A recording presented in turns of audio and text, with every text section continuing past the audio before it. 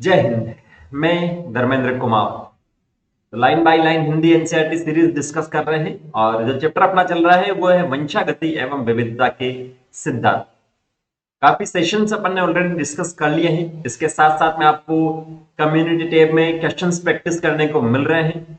Shorts videos जो upload किए जा रहे हैं उससे कम समय में ही आपको किसी एक टॉपिक के बारे में जानकारी मिल रही है, रिवीजन आपका वहां पर हो रहा है। उम्मीद मैं करता हूं आप उन्हें देखते हैं और अच्छे से आपको रिवाइज हो कर लेते हैं उनको। तो आज के सेशन में जो टॉपिक है, तीन टॉपिक अपन देखेंगे। एक तो बहुजीनी वंशागति, एक बहु प्रभाविता और सबसे लास्ट में सेक्स डिटरमिनेशन, जिसे लिंग निर्धारण अपन कहते हैं। अपन ने एक जीन की वंशागति देखी थी, दो जीन की वंशागति अपन ने देखी थी। अब दो से अधिक जो जीन की वंशागति होगी वो इस टॉपिक में डिस्कस करेंगे। एग्जाम्पल देखेंगे अपन, बहु प्रभाविता देखेंगे और सबसे लास्ट में लिंग निर्धारण। इसको आप अलग अलग चैप्टर में अलग अलग टॉपिक के रूप में पढ़ सकते हैं। ठीक है, कुछ रिप्रोडक्शन वाले टॉपिक में भी आता है, कुछ जो है मधुमक्खी पालन जो आता है आगे के चैप्टर्स में, 9वां और 10वां चैप्टर उसके अंदर भी आता है। ठीक है, और जो पहला चैप्टर 11th क्लास के एनसीईआरटी का, वहां से भी अपन इसमें प्रजनन से रिलेट करके इसको पढ़ते हैं। तो इन तीनों को आज के सेशन में डिस्कस करेंगे अपन। सेशन को पूरा देखिएगा, उसके बाद में एनसीईआरटी पढ़िएगा, कोई भी डाउट नहीं बचेगा एनसीईआरटी से। फिर भी अगर कोई डाउट रहता है, मान लीजिए 0.0001% डाउट रहता है आपको, तो आप कमेंट सेक्शन में कमेंट करके पूछ सकते हैं। डाउट की पिक्चर भेजनी है, टेस्ट पेपर, मॉड्यूल या बुकलेट एनसीईआरटी, तो इंस्टाग्राम पर मैं इस नाम से मिलूंगा, वहां आप मुझे सर्च करके अपने डाउट भेज सकते हैं, डाउट को डिस्कस कर सकते हैं। तो स्टार्ट अपन करते हैं बिना टाइम वेस्ट किए हुए। नेक्स्ट टॉपिक, बहुजीनी वंशागति, पॉलीजेनिक इनहेरिटेंस, जिसे अंग्रेजी में अपन कहते हैं। एक से अधिक जो जीन है उनकी वंशागति के बारे में इस टॉपिक में अपन पढ़ेंगे। ठीक है, जैसे बहुत सारे एग्जांपल है। मनुष्य का एक सबसे मोस्ट कॉमन एग्जांपल है, मनुष्य की जो त्वचा है उसके रंग की अगर अपन बात करें तो उसमें बहुजीनी वंशागति, एक से अधिक जीन की अपन इसके अंदर बात करते हैं। फिर वही बात करेंगे प्रभावी कौन सा है और ये प्रभावी कौन सा है। तो मेंडल के अध्ययन में मुख्यतः उन विशेषकों या लक्षणों का वर्णन किया गया था जिनके स्पष्ट विकल्पी रूप होते हैं, जैसे कि पुष्प का रंग जो या तो बैंगनी था या श्वेत था। लेकिन अपने आसपास चारों ओर देखेंगे तो आपको पता चलेगा कि ऐसे अनेक लक्षण हैं जो उतने स्पष्ट नहीं और प्रवणता में फैले हुए हैं। आई बात समझ में? तो मेंडल ने जो, अपन ऐसा कह सकते हैं कि उसका गुड लक था या बाई चांस ऐसा हुआ है, ठीक है, कुछ भी हो सकता, जो उसने किया था वो सही था। लेकिन दूसरे एग्जाम्पल्स जब अपन ने देखे थे, जितने भी सारे जीव जंतु है, मोस्ट ऑफ जो केसेस में अपन ने स्टडी की थी, जैसे मनुष्य के में भी अपन ने स्टडी की थी, तो जो उसने बताया था वो कई जगह सही था लेकिन कई जगह सही नहीं था। अरे बस समझ में? तो उदाहरण, मनुष्य में हमें केवल लंबे और बौने लोगों के दो विभक्त स्पष्ट विकल्प दृष्टिगत नहीं होते। ऐसा नहीं है कि कोई लंबा मनुष्य है या कोई छोटा ही है, बीच के आकार वाले भी अपने को देखने को मिलते हैं। ठीक है, तो यहाँ अलग अलग परास आपको मिलती है। परास का मतलब कोई 3 फीट का है, कोई 4 फीट का है, कोई 5 फीट का है, कोई 5, इसके बीच के भी जो आता है तो अलग अलग रेंज है ये। इसे विशेषज्ञ सामान्यतः 3 अथवा अधिक जीनों द्वारा नियंत्रित किया जाता है और इसीलिए इसे क्या कहते हैं, बहुजीनी लक्षण। तो आपसे पूछा जाए निम्न में से कौन सा बहुजीनी लक्षण का उदाहरण है, और उसमें आपको एक दिया जाए मनुष्य की लंबाई या उसकी परास, तो ये एक उदाहरण सही हो जाएगा। स्किन का कलर भी इसका आएगा ही। ठीक है, मानव त्वचा का रंग जो है इसका एक अन्य उदाहरण है। बहुजीनी विशेषक में फिनोटाइप में प्रत्येक एलील का अपना योगदान होता है, अर्थात प्रत्येक एलील का प्रभाव योजी होता है। ठीक है, एक से अधिक जीन तो है, जो लक्षण प्ररूप आपको दिखेगा उसमें हर एक एलील का क्या होगा, योगदान होगा।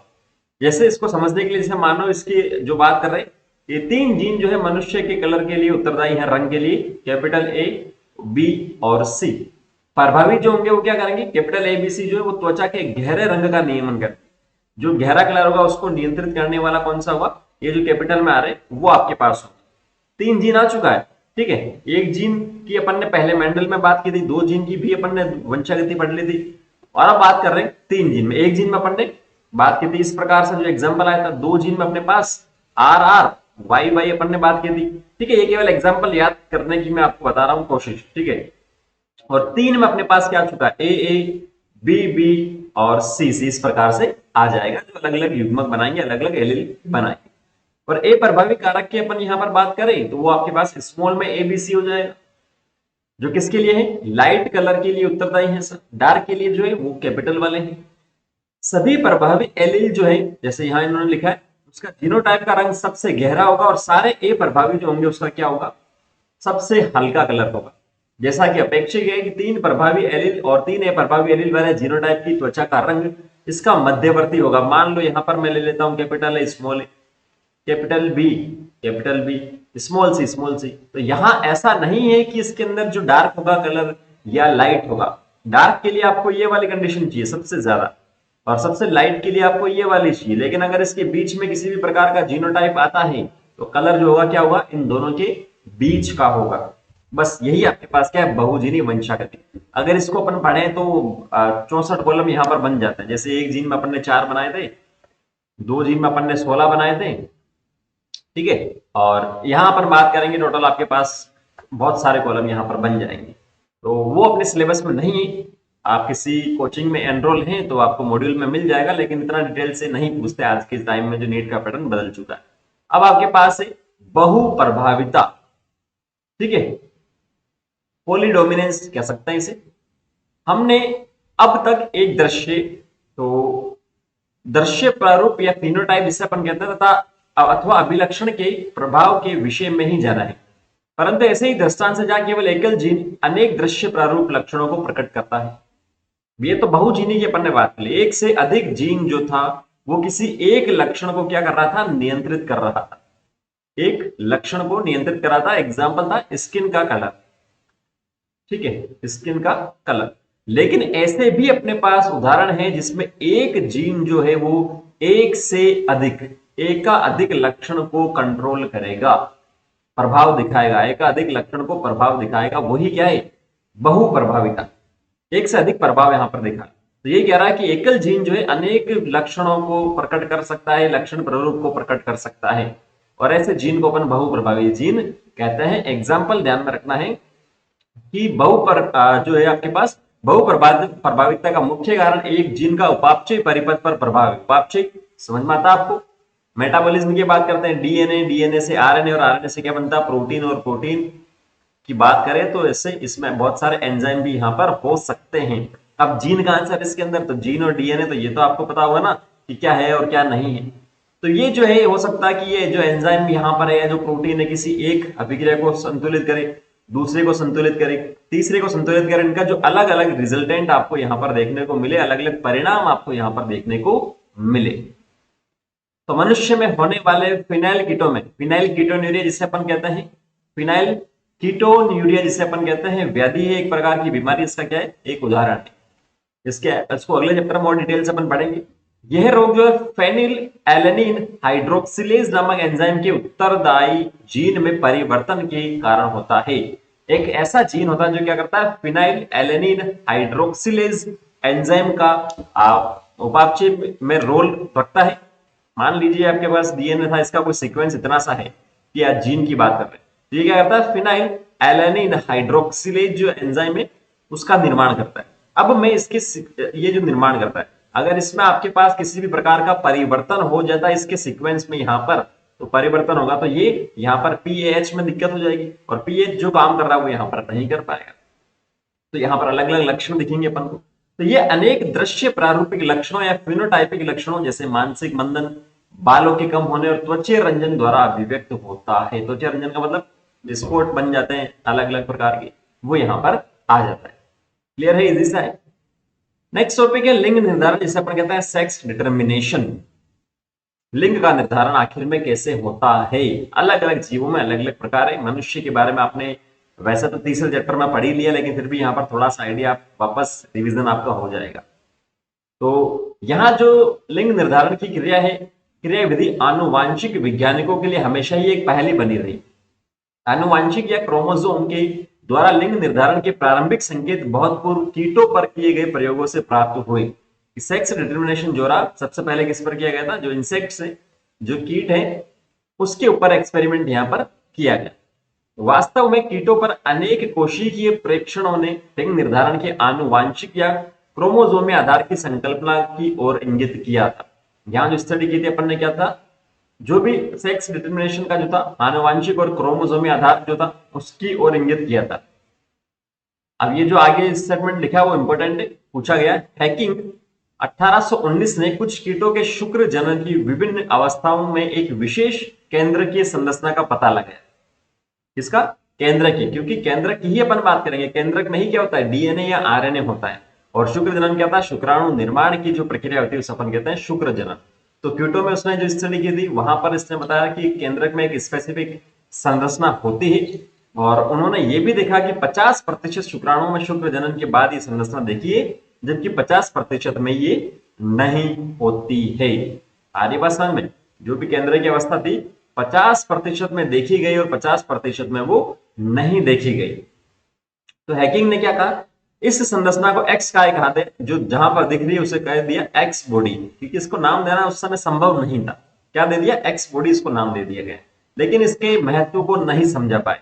उन्होंने केवल बताया था कि इसमें 50% में होता है और 50% में नहीं होता है, और इससे अपन कहता है एक्स बॉडी।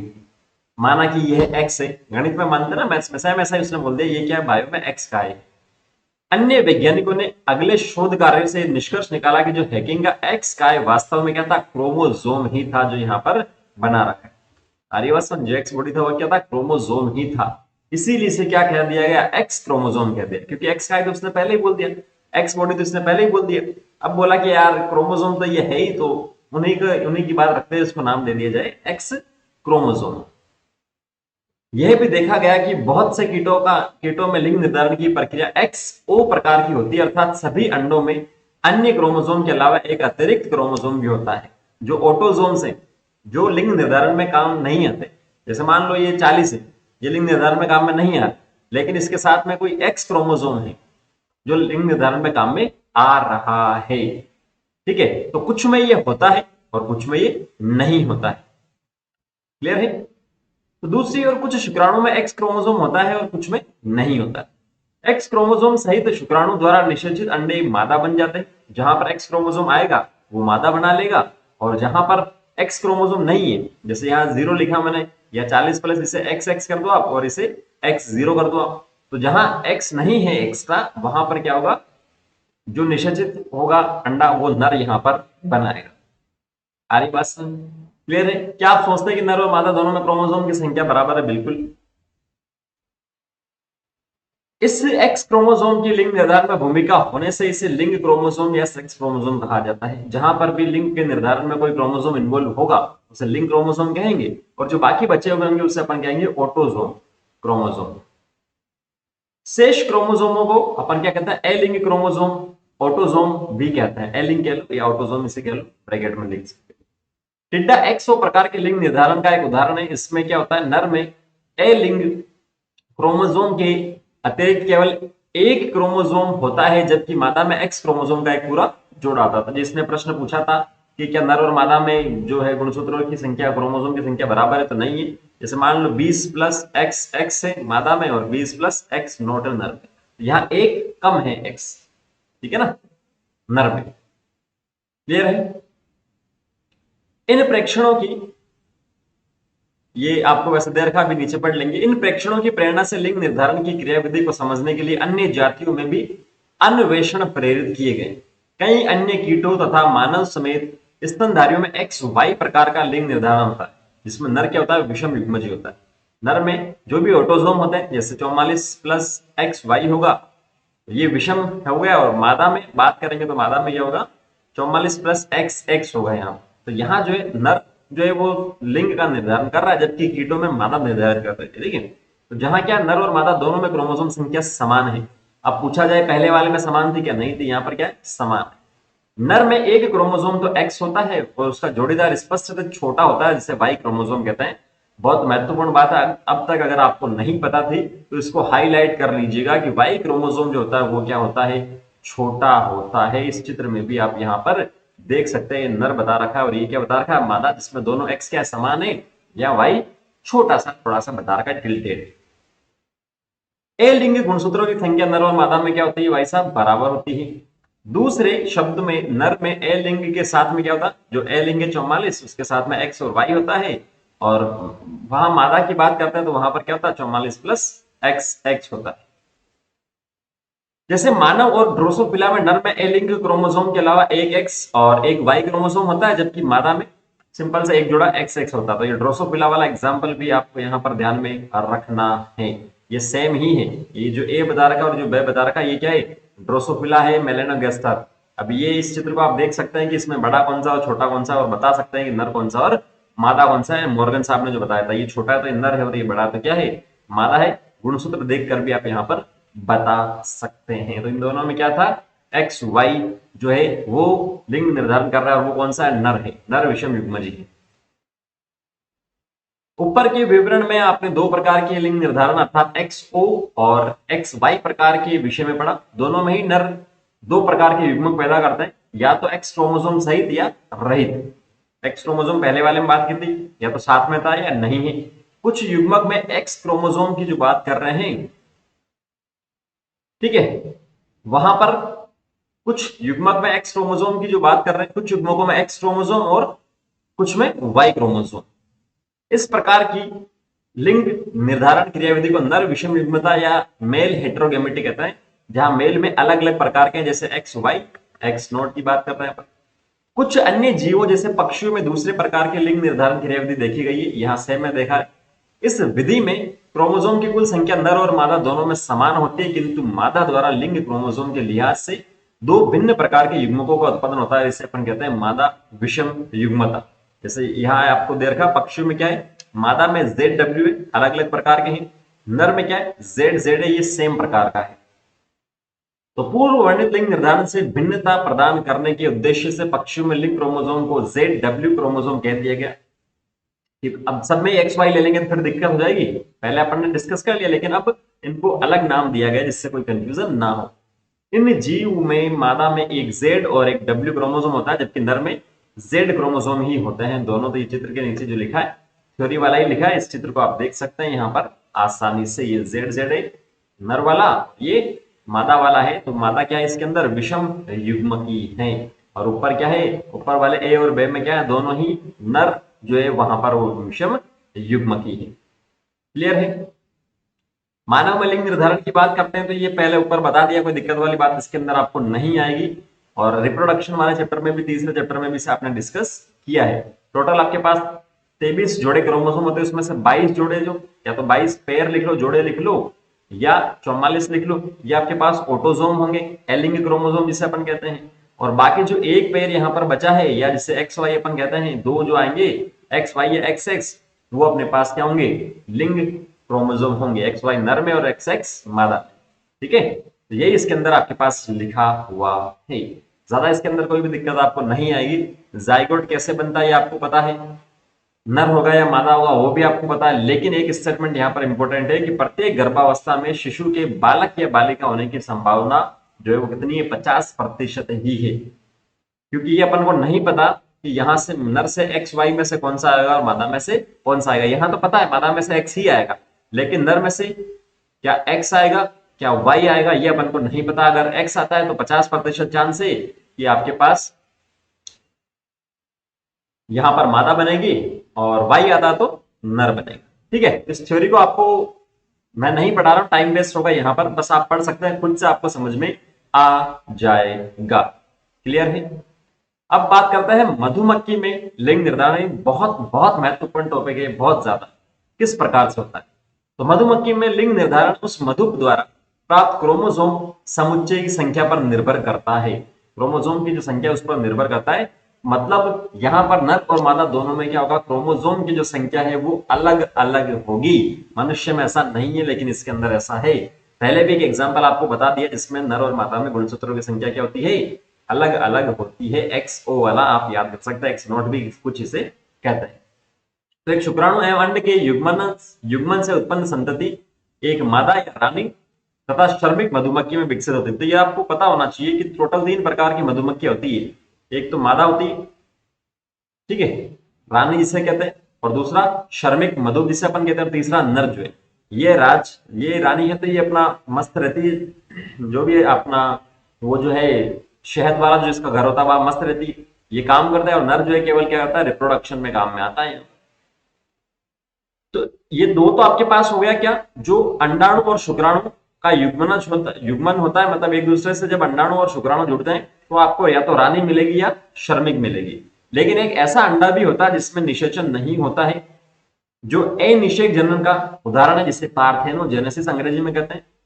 पार्थेनोजेनेसिस इसे अंग्रेजी में कहते हैं। जेनेसिस का मतलब निर्माण ही होता है, पार्थेनो का मतलब फाल्स, एक तरह से फॉल्स इसे अपन बोल सकते हैं। अनिषेक जनन होता है और वो कौन सा होता है? नर होता है।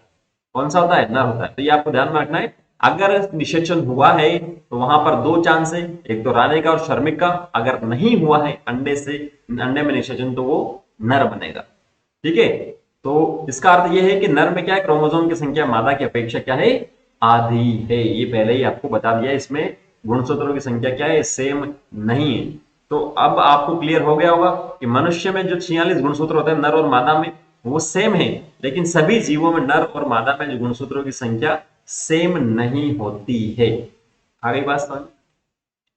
मादा जो मधुप है वो द्विगुणित होती है। अब यहां निषेचन हुआ है तो दिखती सी बात है, एन और एन जब जुड़ेगा तो 2n बनेगा, जिसे द्विगुणित अपन कहते हैं, जिसमें 32 क्रोमोसोम होते हैं, जबकि नर में 16 ही होते हैं, क्योंकि वो बिना निषेचन के ही आपके पास जो अंडा नर में परिवर्तित हो गया है।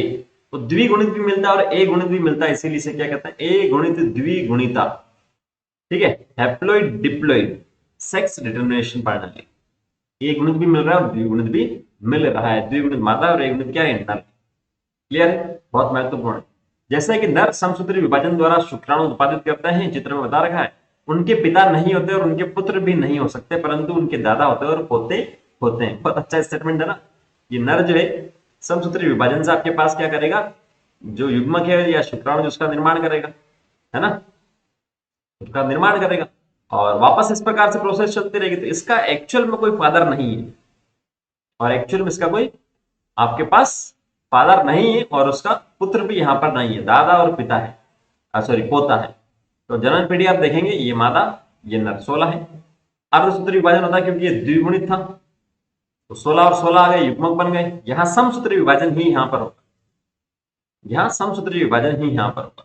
और नर से जो युग्मक बनेंगे वो वापस नर बनाने में काम में नहीं आ रहे, इसीलिए इसने बोला कि ना तो उनके पिता होता है और ना ही उनके पुत्र होते हैं। यहाँ जो नर से युग्मक बन रहा है ना, ये 16 जो गुणसूत्र वाला, तो ये वापस नर नहीं बना रहा है, ये तो यहाँ पर मादा बना रहा है। इसीलिए कह रहे हैं इसका पिता नहीं होता, पोता नहीं होता, पुत्र नहीं होता। जबकि जो नर बनता है वो कहां से बनता है? वो मादा का जो अंडा है उसी से बनता है, उसमें निषेचन नहीं होता है, बिना निषेचन के ही बनता है। आ गई बात समझ में? तो ये जो है टॉपिक यहां पर क्या होता है? खत्म होता है, कंप्लीट होता है। क्लियर है? तो नेक्स्ट टॉपिक को अपन अगले सेशन में करेंगे, जिसका नाम है उत्परिवर्तन। अगर किसी प्रकार का आपको डाउट है सेशन को देखने के बाद में, एनसीईआरटी को पढ़ने के बाद में, तो कमेंट सेक्शन में आप कमेंट कीजिएगा, 100% जवाब आपको मिलेगा। डाउट की पिक्चर भेजनी है आपको तो कमेंट में नहीं भेज पाएंगे आप, क्योंकि यूट्यूब ने ये फैसिलिटी नहीं दी। तो आप इंस्टाग्राम पर इस नाम से मुझे सर्च कीजिए, अगर आप हैं तो। नहीं है तो कोई दिक्कत वाली बात नहीं है, वहां पर आप अपने डाउट की पिक्चर भेज सकते हैं। NCERT module, test paper, previous year question, किसी भी प्रकार का डाउट क्लियर आपका हो जाएगा। तो नेक्स्ट सेशन में अपन मिलते हैं, उत्परिवर्तन टॉपिक को अपन कंप्लीट करेंगे। तब तक के लिए thank you, all the very best और जय हिंद।